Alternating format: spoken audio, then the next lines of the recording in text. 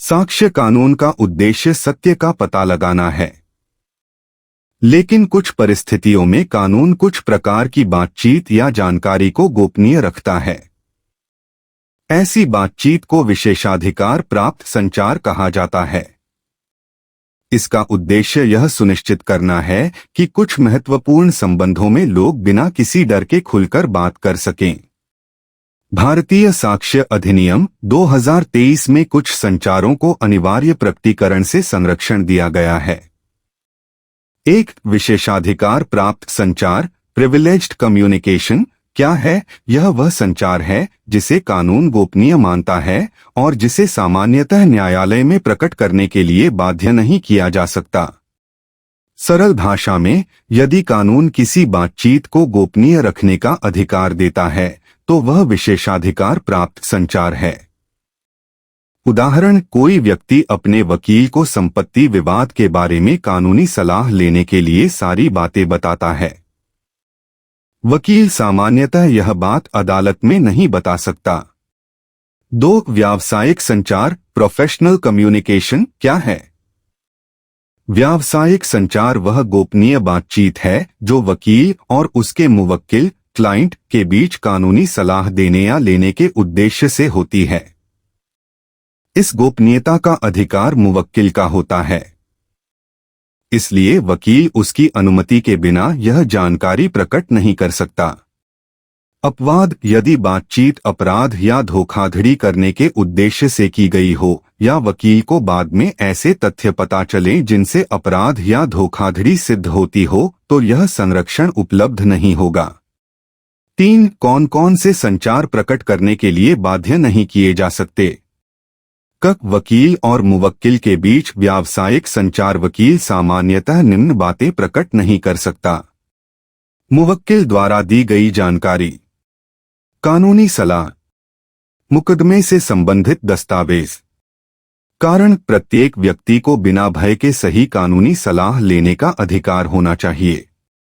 पति पत्नी के बीच गोपनीय संचार, विवाह के दौरान पति या पत्नी द्वारा की गई निजी बातचीत को सामान्यतः दूसरे जीवनसाथी की अनुमति के बिना प्रकट नहीं किया जा सकता, सिवाय उन मामलों के जहां कानून इसकी अनुमति देता है। राज्य के गोपनीय मामले, यदि किसी सरकारी अभिलेख का प्रकटीकरण राष्ट्रीय सुरक्षा या सार्वजनिक हित के विरुद्ध हो तो उसे प्रकट करने के लिए बाध्य नहीं किया जा सकता। सरकारी अधिकारियों के गोपनीय संचार, लोक सेवक अपने गोपनीय आधिकारिक संचार का खुलासा करने के लिए बाध्य नहीं है यदि उससे सार्वजनिक हित प्रभावित होता हो। मुखबिर इन्फॉर्मर की पहचान, पुलिस अधिकारी, मजिस्ट्रेट या लोक सेवक सामान्यतः उस व्यक्ति की पहचान प्रकट करने के लिए बाध्य नहीं है जिसने गुप्त रूप से अपराध की सूचना दी हो।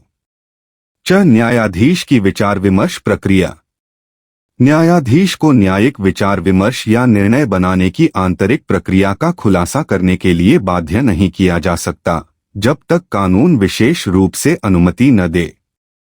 Case study M.Y. Sharif v, जजेस of the Nagpur high court 1955। इस मामले में सर्वोच्च न्यायालय ने कहा कि वकील और मुवक्किल के बीच गोपनीय बातचीत न्याय व्यवस्था का महत्वपूर्ण आधार है। यदि मुवक्किल को यह डर होगा कि उसकी बातें अदालत में बता दी जाएंगी, तो वह अपने वकील को पूरी सच्चाई नहीं बताएगा और उसे उचित कानूनी सहायता नहीं मिल पाएगी। लेकिन यदि बातचीत अपराध या धोखाधड़ी करने के उद्देश्य से हो तो उस पर यह संरक्षण लागू नहीं होगा। सरल समझ, वकील को मुवक्किल का विश्वास बनाए रखना चाहिए, लेकिन कानून अपराध छिपाने की अनुमति नहीं देता।